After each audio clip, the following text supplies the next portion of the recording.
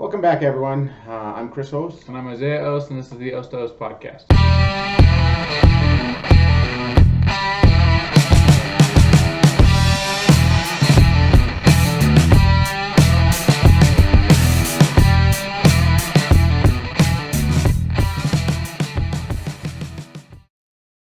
Welcome back, everybody. Today we're talking about our book picks. We have some new books, some old books, and some books that we've talked about in the podcast already. David Goggins, Can't Hurt Me, 7 Habits, things like that. We'll go over those, and then we have some more picks for us. Books are a great way to learn new skills and sharpen old ones. Do you agree? Like, they're probably the oldest, I'd say the oldest way to do things. Like, podcasts went around back in the day, and even today, even though we have all these tools, books are still one of the biggest things because it just has so much information in it. Absolutely, and the nice thing about books is that you can keep going back and accessing that information over and over and over again.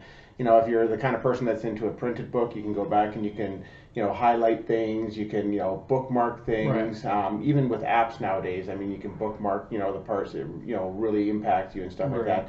Nice thing is, with Audible and things like that, you can take your books with you.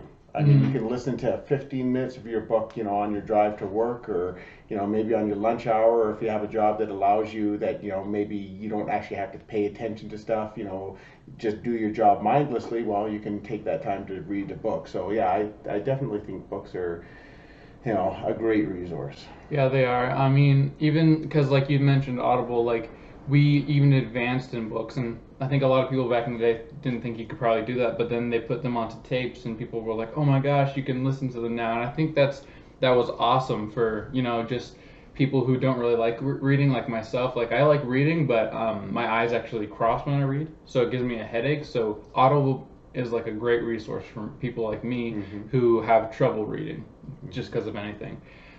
So I use Audible all the time, but we'll get into this here by talking about the books.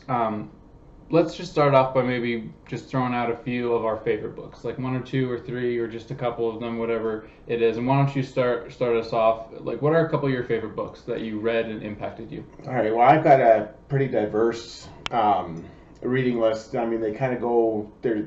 There's a whole bunch of different topics, whole bunch of different perspectives and things like that. Lately, the one that really has impacted me is Atomic Habits. Mm-hmm. That was a really good book. That one talked about developing habits, but not just developing. Like a lot of people say, developing habits is like getting up and brushing your teeth in the morning, or getting up and making your bed in the morning.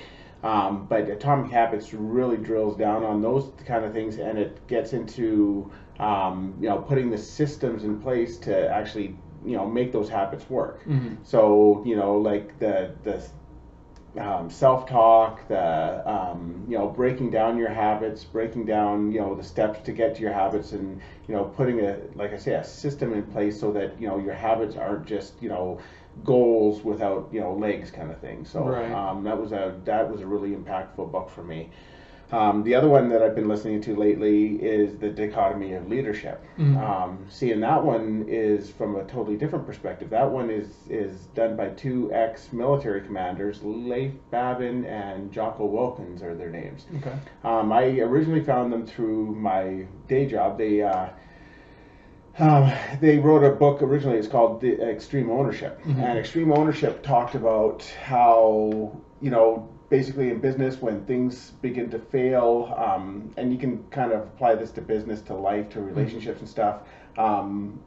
Generally, the reason that business fails, I'm just going to touch on business. The reason that business usually fails is because of bad leadership. Right. And not necessarily bad leadership that they're doing the wrong thing, but they're just not leading properly. Right. So a lot of leaders don't take responsibility when their people fail. They blame their people. So like an upper manager would blame a mid-level manager for failing, when in the end it's probably because they didn't teach that middle manager how to do their job properly, or give them the right guidance, or allow them to lead.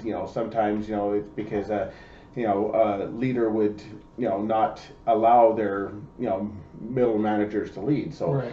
I mean, that causes a lot of problems. And then the dichotomy of leadership was their second book that they put out, and that goes into kind of what I was just talking about there, how to break down, the reasons behind the failure in their teams, the reasons behind why their leadership is failing. Mm-hmm. By not allowing their managers to develop and just micromanaging everything, that's why their businesses fail, because they don't develop good leaders. They don't allow their leaders to develop their own good leaders, and it just goes on and on and on. So that's another book that I've been reading lately that's been really impactful. Yeah.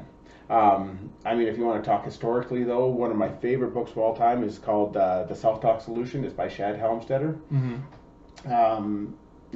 We've kind of touched on, self-talk and, Atomic Habits actually goes into it. And I mean, we've talked about it with David Goggins. Right. And, like a lot of, I mean, that's one of the common themes in a lot of, self-help books out there nowadays. I mean, whether it's a business book or sports or whatever it is, whoever wrote it, whatever perspective they're coming from, one of the things that, is a common theme is self-talk. Right. Being able to talk to yourself about succeeding. Atomic Habits, he talks about, having real self-talk where, telling yourself, instead of saying, I'm going to lose 10 pounds, getting real and saying, if you don't do the exercise, you're not going to lose 10 pounds. So it's not really a negative self-talk, but it's, bringing things into perspective and, giving yourself the real honest truth. Well, Shad Helmstetter I think he was the first one to really bring self-talk into the limelight. He was the first one to kind of bring it mainstream. And he just talks about, how we, what's the word I'm looking for? How we kind of set ourselves up for failure because we don't talk to ourselves right.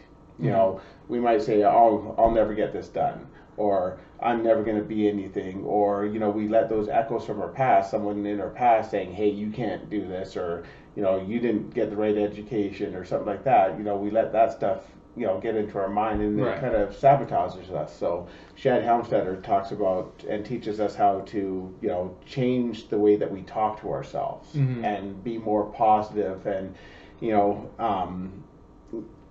there's a lot of things that I think that can be done better than what was talked about in his book. But, that's where, as things progress, we get more and more books like Atomic Habits where it helps you, build on that basis. So I think that, the self-talk solution would be a really good place for a person to start, just to kind of get into the self-talk habit. Yeah. So, but then, there's a lot of books out there that you can build on with that. So, but anyway, I kind of rambled on. Those are kind of a few of my favorite picks. Right. Yeah. I like how, because you were mentioning just a second ago the self-talk kind of thing, and it kind of helps you and things like that. That we talked about in our mindset podcast, the one about building a proper mindset and things like that. If you guys wanted to go check that out, we talk a lot about that. And then obviously read the book if you want to get more sharpen in that topic and things like that. My favorite books lately have been, I read a few of them were 7 Habits of Highly Effective People. I read that because I think it helps just in any situation in life. If you want to be good in business, if you want to be good in relationships, even just a career, you can read that book and find something from it. So it's almost like a Swiss Army knife of sorts. So that's why I liked it so much, not necessarily because of what it gave me personally, but what it gives everybody and things like that. And I can recommend it if somebody comes up to me and is like, I have an issue, I'm a football player, and I have issues being motivated, doing all this stuff or whatever. I'd say, hey, read this book, and it can help that person as well as it can help somebody who's struggling in a relationship. So that's an awesome resource for anybody. That's why I like the book so much. Another one I read was we already talked about Can't Hurt Me by David Goggins and things like that. That's a great one. We'll get into that a little bit later, but I'll talk about a personal one I liked was the 4-Hour Workweek. I'm actually kind of reading it right now. I'm just about done with it, or listening to it, I guess I should say. But it's about basically we do unnecessary work as business owners or even just employees. We do unnecessary work. Like he mentioned in the book, like if we have an emergency, and I've been known to do this as well. If we have an emergency, and let's say we have to leave work in an hour or 2 hours, we magically get all our work done. But usually that takes us 8 hours. Why do we work 8 hours a day? You know what I mean? If we can get all this work done, it's basic. It's basic, yeah. No, it's basically a way for people to make money. You know what I mean? So if you're a salaried position, it's better to work less.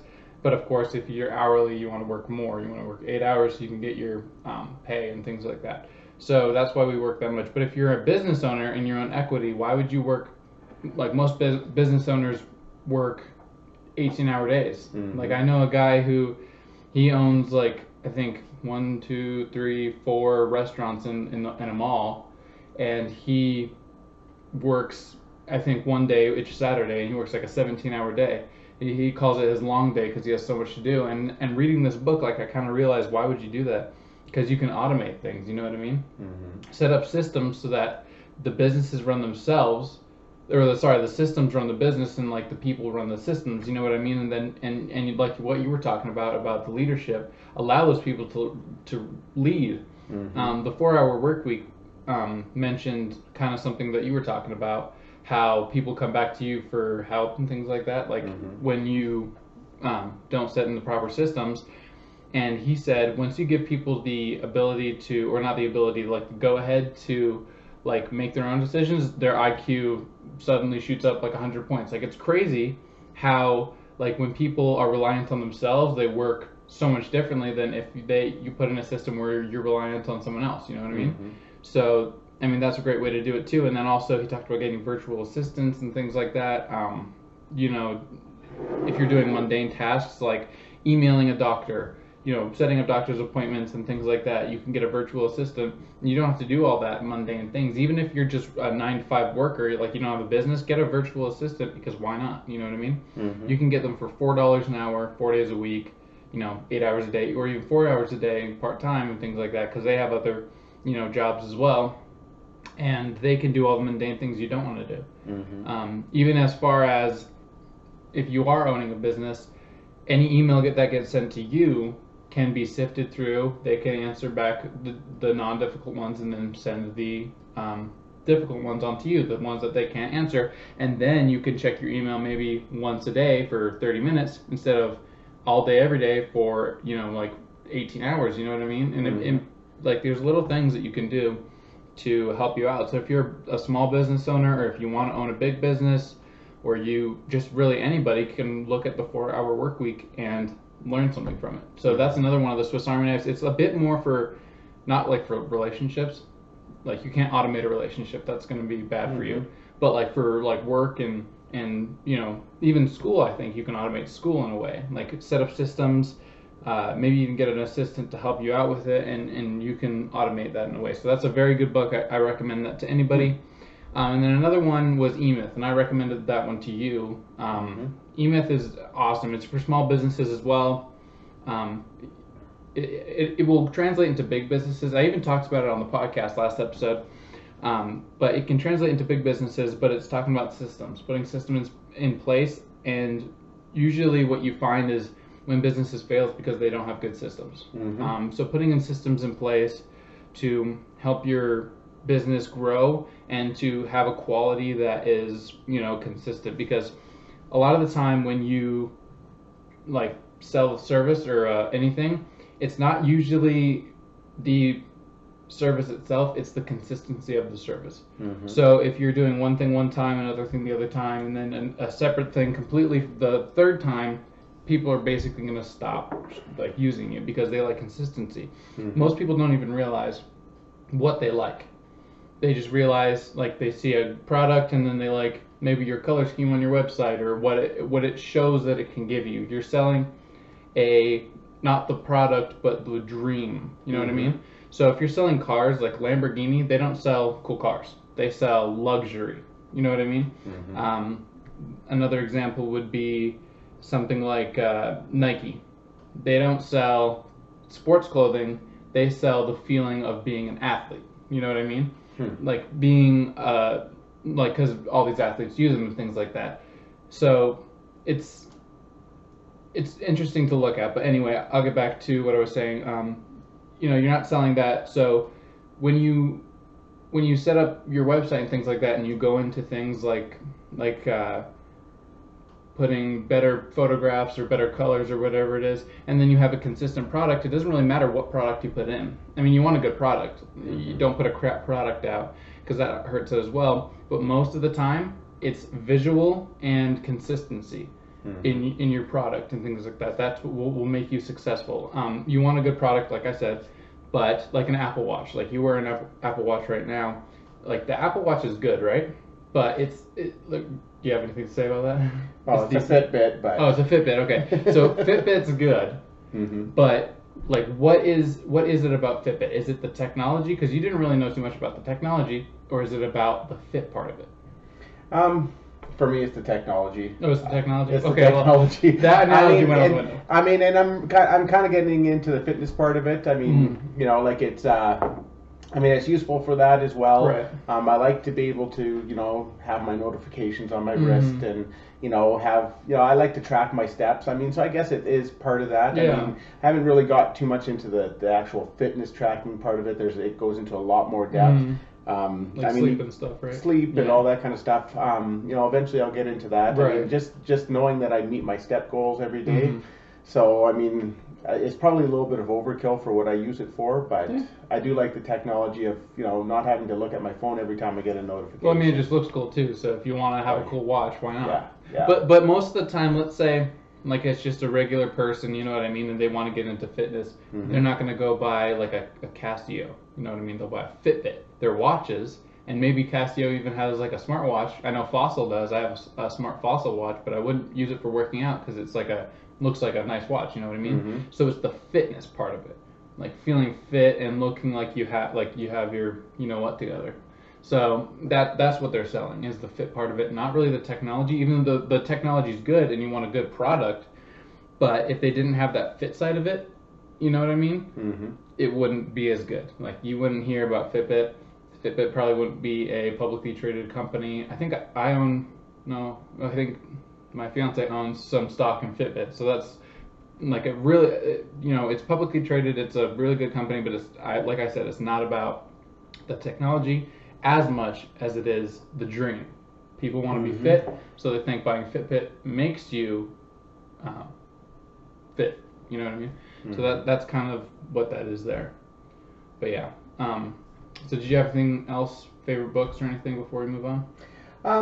It's kind of hard because I mean there is a large list of books out there. I mean, first I just wanted to touch on the fact that I mean both of us on our favorite book lists, you know, came up with a book that is, you know, 40 years old. You know, I think they might even be a little bit older than that. But anyway, the point I'm trying to make is that you know, like a lot of, I mean, there's so many books out there, but still on both of our lists, there's something that, you know, seems like it would be out of date and maybe not relevant nowadays. But I think I heard in what you said, and also I kind of agree with it and seeing what I feel as well, that these older books like the Self-Talk Solution, the 7 Habits of Highly Effective People, I mean, we could go on and on about, you know, all these classic books, but those are the books that really give you a base to lead into a lot of these other books. Right. You know, there's like that Self-Talk Solution. I mean, I see self-talk being talked about in, you know, Atomic Habits, in Can't Hurt Me. That was a big one. That really was based around self-talk in a way. Well, but see, for him, it wasn't. I mean, the book wasn't about self-talk. It was about perseverance and goals, but the common theme when you heard it behind everything he was talking about, he was telling himself, you know, you need to lose weight or you're not going to do this. You know, like he was telling himself all through it, you know, like people, when he did the pull-up challenge and people are saying, well, you know, you have the wrong body type and you can't do this. He's like, I'm going to do it. You know, like he one of the common themes was self-talk.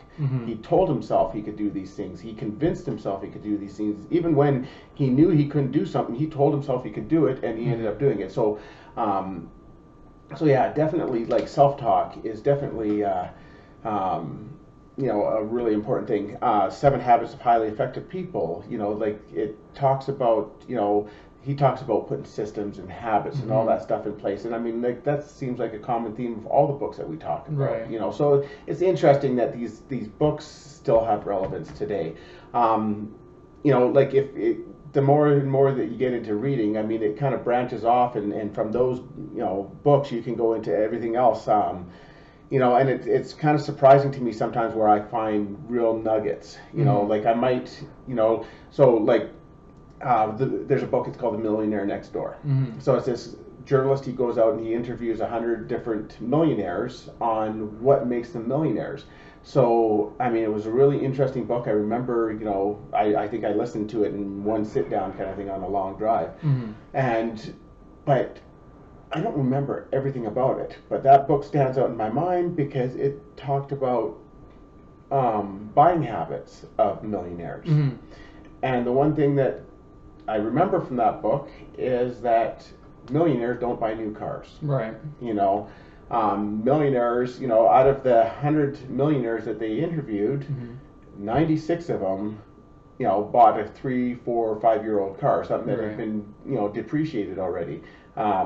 Only about 4% of millionaires actually buy new cars.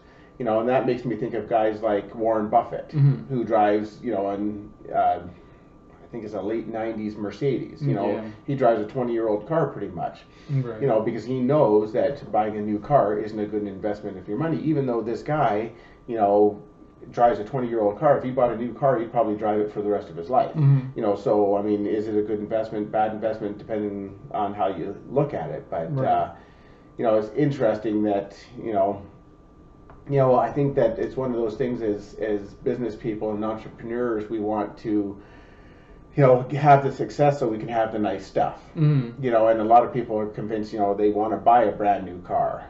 But, you know, the truth is that all these guys that already have success know that buying a brand new car is just not a good investment. So they don't do it. So, I don't know. Yeah. Interesting perspective. Well, you gotta gauge what makes you, like, happy. Like, we talked about it endlessly. Do what makes you happy, and then everything else is a bonus. So you're gonna be either, you know, happy with a Lamborghini, or you're going to be sad with the Lamborghini, but the Lamborghini doesn't do anything for you. It's just something there, but you got to focus on happiness first.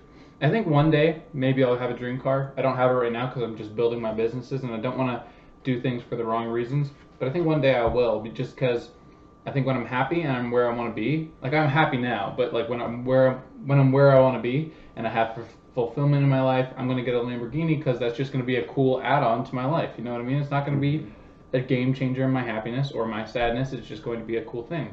Like, people go way too far almost in the minimalists or the people who just think that success is things. You know what I mean? Those are two different sides of the spectrum, but it's really not, neither are right. I think it's a good point to touch on right now that a lot of times it's the people that, you know, are showing the Lamborghinis and the fancy houses and talking about how successful they are. They're the ones that just don't have that longevity. I mean, you look at Warren Buffett. I mean, Warren Buffett has been, I mean, he's the Oracle of Omaha. I mean, pretty much anyone, if you ask anyone who's the most favorite or famous investor of all time, you know, Warren Buffett's going to be top of the list. Most people probably wouldn't even go any further than that. I don't think they know anybody else. So Exactly, yeah. That's actually a really good point because, you know, if you ask me, you know, it'd be pretty hard to come up with another name of a trader right now. I'm sure if I put some thought into it, I could, but that's a really good point.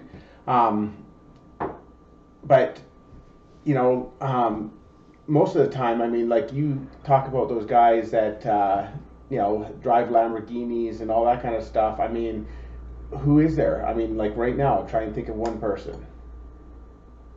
Like a really rich person? Really rich person that drives Lamborghinis. Can't think of one. Yeah. Because, I mean, even Jeff Bezos drove his, like, 1999, whatever it was, until it died on him, and then he bought, like, a 2000, I think a pretty new car, but it was like a Honda Civic, and he was like a billionaire. He's the richest man on earth, and then he was pretty much the richest man on earth too, and he didn't buy a Lamborghini. You know what I mean? Maybe I'm saying I might one day, but I don't know. You might, but I mean, it's not something that it's not.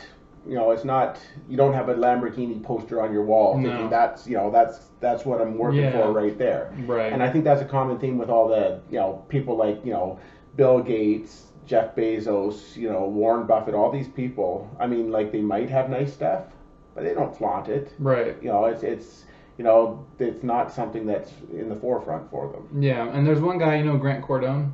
You know who that is?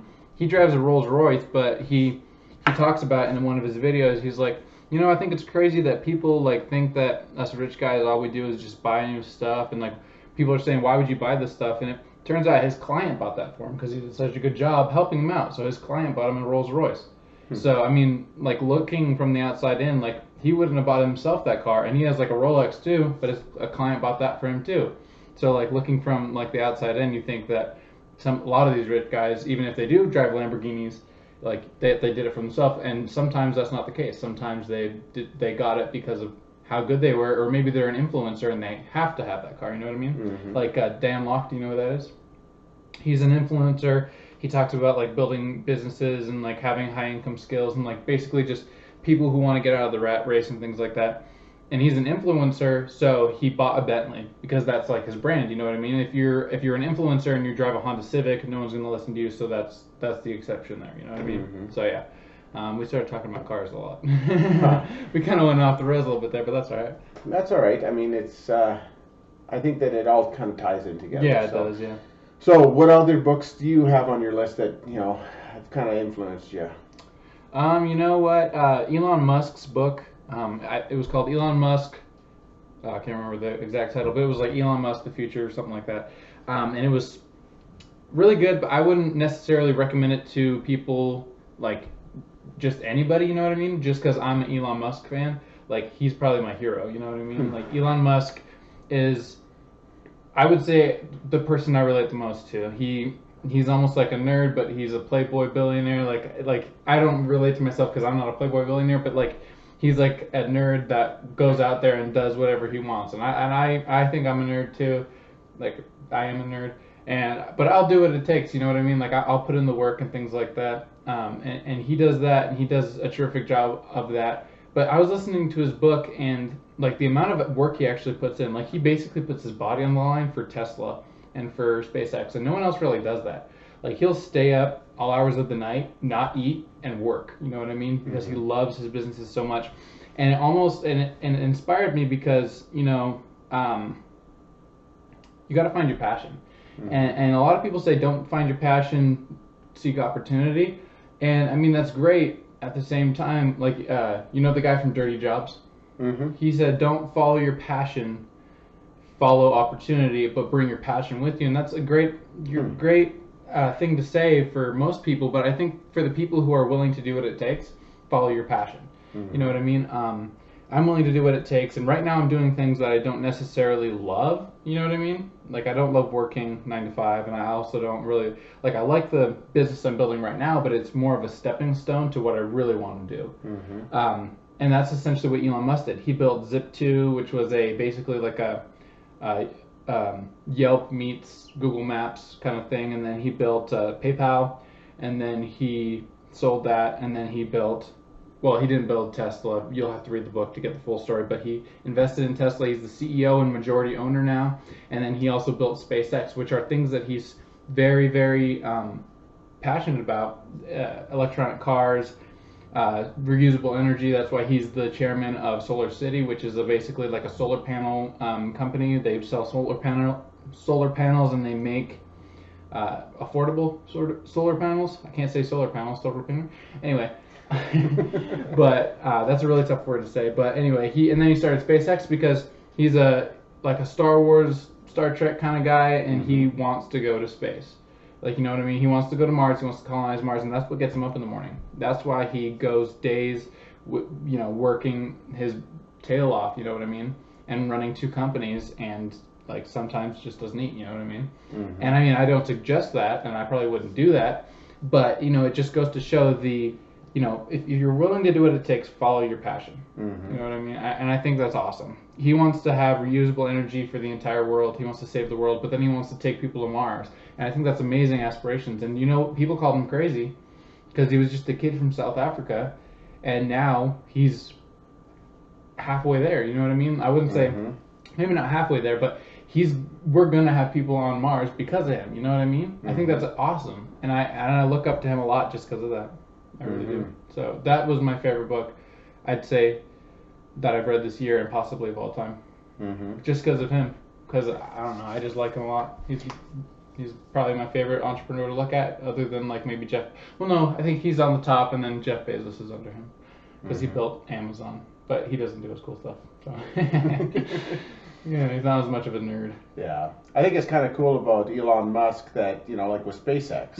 I mean, a lot of people, looked at what he was doing when he originally started that company as this is kind of crazy and kind of a moonshot kind of company and and didn't really believe there was going to be a thing. And then look at that now. I mean, they filled a space with NASA for delivering stuff to the space station. Who would have ever thought 20 years ago that it would be a business to deliver stuff to space? Right. Yeah.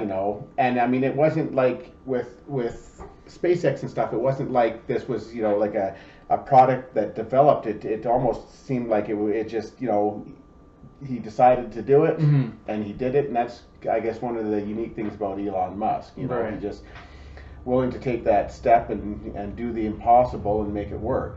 Yeah, and I mean, also like when people are reading that, I would say don't just look at his success now. He started Zip2. He didn't like Zip2. He started Zip2 because it's a stepping stone. You know what I mean? Like you don't have to if you're a space person, you don't have to jump straight into it, because you know what? If you're gonna like barring any like accidents or illnesses, so obviously put your health first, you're probably going to live a very long life. And so you don't have to worry about going from here to here like in a matter of months. You can go from here to here in 30 years and be fine. In 30 years I'll be 50 years old and still be young. You know what I mean? Like I feel like 50 years old is pretty young for in terms of how long we're probably going to live. Like I know 80-year-olds who never did anything with their life. And 50 to 80, that's 30 years. You know what I mean? So from where I am right now, 20 years old, 30 years from now at 50, I'll be 30 years away from being where they are if I am able to live that long, but I put health first and all that. I'll be the same length away from that as I was from now to 50. And I mean that probably makes no sense to reasonable people, but I'm not worried about it. I'll start my businesses, and I'm more worried about making sure I set solid foundations and I'm able to spend time with my family and all this stuff, because at the end of the day that's what really matters. But I also want to have fulfillment in my life. You know what I mean? So I'm going to go from here to here to here to here to here to here. Maybe in 30 years, maybe in 20 years if it works out, but I'm not aiming for that. You know what I mean? So that's Elon Musk's book right there. I went off on that one. It inspires me and it captures my imagination. So I'm sorry if I went off on that, but that's why. Oh, that's good. I mean, that's what you're looking for. And I mean, we talked about it before. How something that makes you passionate or something that really clicks for you might not click for other people. But I mean, I'm glad that you found that one book that really encourages you and inspires you. So yeah, I mean, and also if you go on my YouTube, you'll probably find there'll be football videos, a few random videos, and then it'll be like Elon Musk does this or whatever, because I watch all his stuff, inspirational things, speeches, all that kind of stuff. I'm just really inspired by the guy. So. That's awesome. Yeah.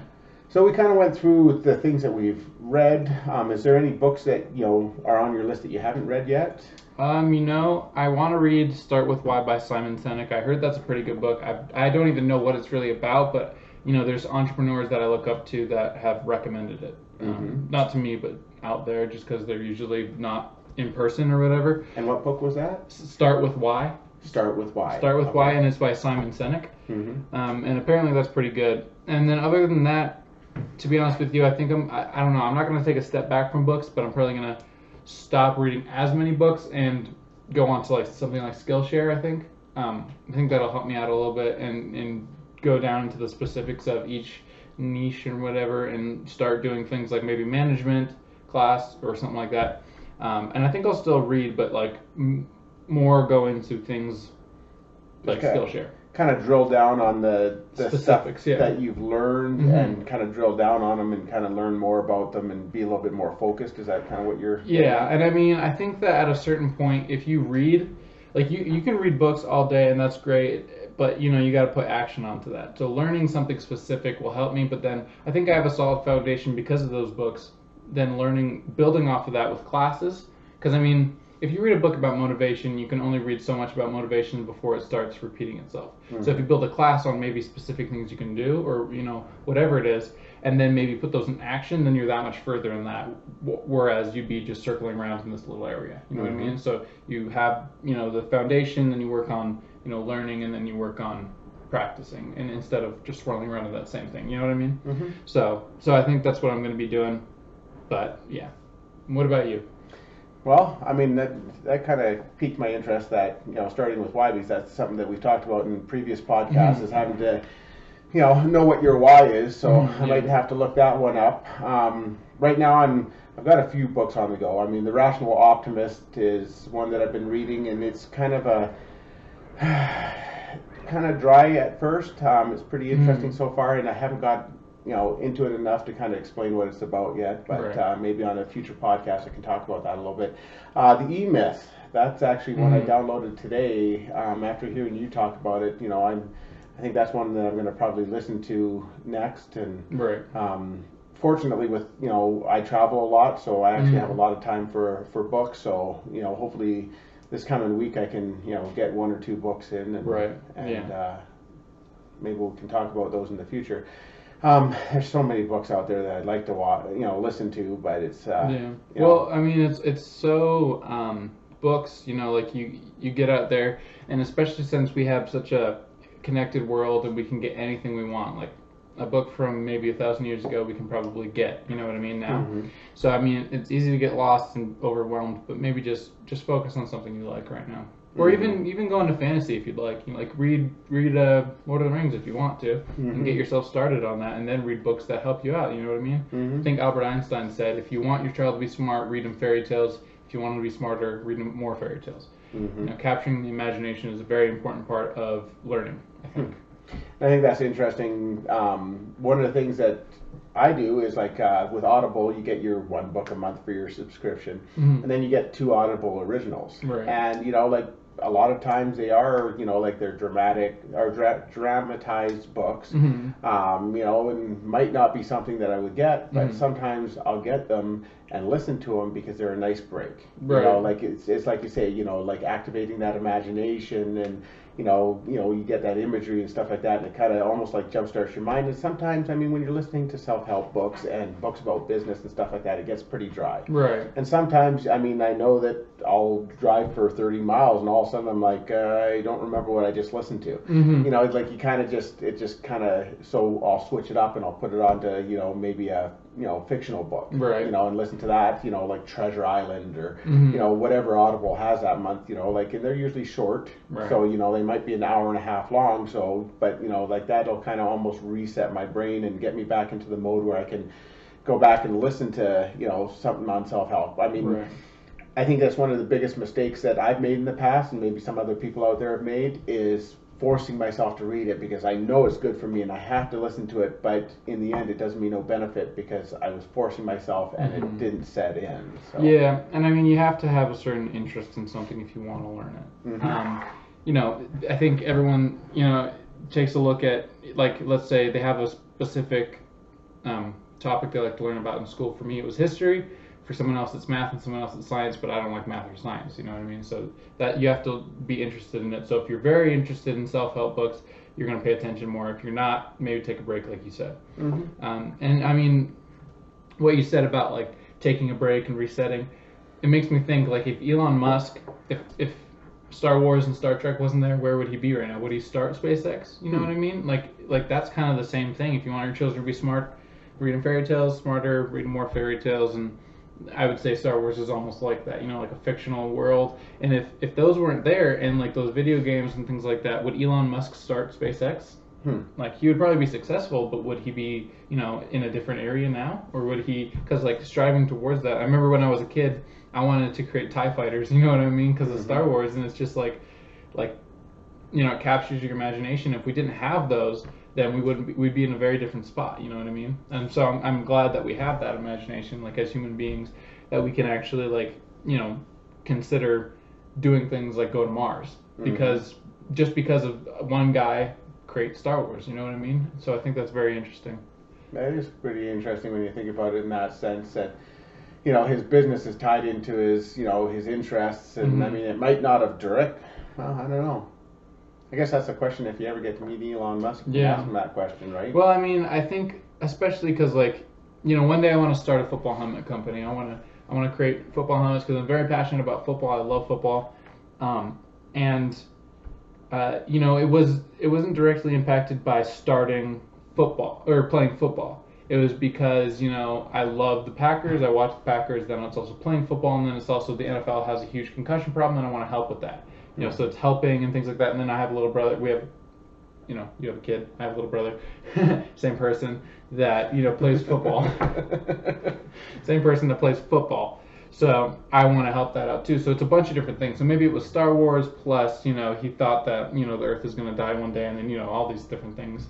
So yeah, yeah. So let's go over a few of these books that we hadn't mentioned yet. We mentioned Atomic Habit. Atomic Habits? Atomic Habits, yeah, that's about the hobbit that wanders into a nuclear power plant. You heard about that? Yeah, that was a good one. That one. And then Can't Hurt Me, 7 Habits, 4-Hour Work Week, Elon Musk. You mentioned that one. Self-Talk Solutions. What was that one about? That one was Shed Helmstetter. He talks about, you know, talking to yourself, you know, encouraging yourself, you know, being, it's hard to go into it in just a few minutes. I just recommend anyone out there, it's a good place to start about self-talk, you know, about learning the habits and how to talk to yourself. He did have a follow-up book as well. There was a self-talk solution and what to say to yourself when you talk to your, I'll have to look that up. But it was a follow-up book, and it kind of belongs same, just kind of builds on the original self-talk. But I mean, like I say, you see it in a lot of those other books that we mentioned. You see that self-talk theme come up over and over again. Oh yeah. One other one that I had up there was Hustle by Neil Patel, or it's Neil Patel and 2 other guys. I can't remember their names because Neil Patel is the more famous one. But it was actually a pretty good book. It's a bit more animated, so if anybody's kind of like in the middle of fantasy and self-help, it's kind of like that. But it did have some helpful tips of, like, you know, working hard. You don't, and I would just go and get the book. Like I said, it's kind of hard to explain. It's just basically around hustle, because, like, we have a hustle mentality in our society, so it kind of helps with that. I don't know. I'm kind of a different person. Like, I don't think you have to hustle, you know what I mean, all the time to work hard. Because you can work smarter, not harder, and like I said about the 4-hour work week. But it does have some good insights in there, and he is very successful, as are the 2 other people that wrote the book and some people that are in the book. So I mean, it does have helpful tips. So I would read it and check it out. Yeah, but those are all our books. And we're probably going to end it here pretty soon. But first, let me ask you, what's a book that you would like to read on somebody? Like, maybe it's a book that hasn't come out yet, but like somebody that would be interesting to read about. That's kind of a tough question. There's a lot of people out there that I would like to read more about, and I'm sure there's books out there on them. I mean, I guess it's one of those things. Obviously, Donald Trump interests me. I mean, he's been a very successful businessman. He's now president of the United States. I mean, what an accomplishment that is. I'd like to read up on Elon Musk after listening to you talk about him. I mean, that sounds pretty interesting. You know, Jeff Bezos. Yeah. There's just so many out there. There's a lot of people that are maybe not in the mainstream that I'd like to learn more about. But you know, that's kind of a hard question. I guess you know, maybe next podcast I can kind of come up with my list of top 3. Yeah. I would like to listen to, I don't know if Jeff Bezos, but you already mentioned him. If he already has a book, I don't know, but I would like to read a book about him. He's one of the people I look up to. He created Amazon, you know. He's a very successful person. I would like to read more on him. And then another one, I don't think there's a book out here on him, but Tom Brady. I'd love to listen about Tom Brady's story. Like I think actually there is a book about him, but I'd like to read up on that. Tom Brady is one of the people I look up to as well, just because of the fact that he was like a small guy coming out of college, not really that sought after, 6th-round draft pick, and now he is the greatest of all time. You know what I mean? Mm-hmm. And you can't even argue with that. Like I can throw stats at you all day about, Tom Brady is the greatest of all time. You know what I mean? Except for the last game.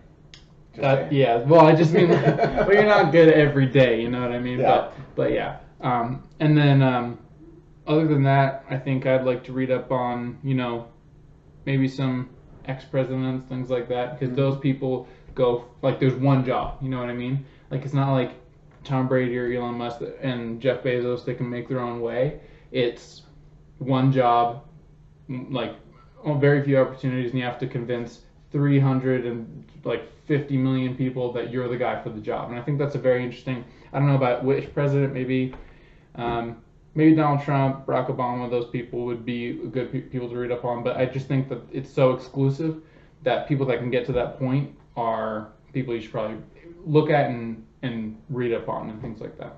Mm-hmm. Yeah. It's a really good point. Yeah.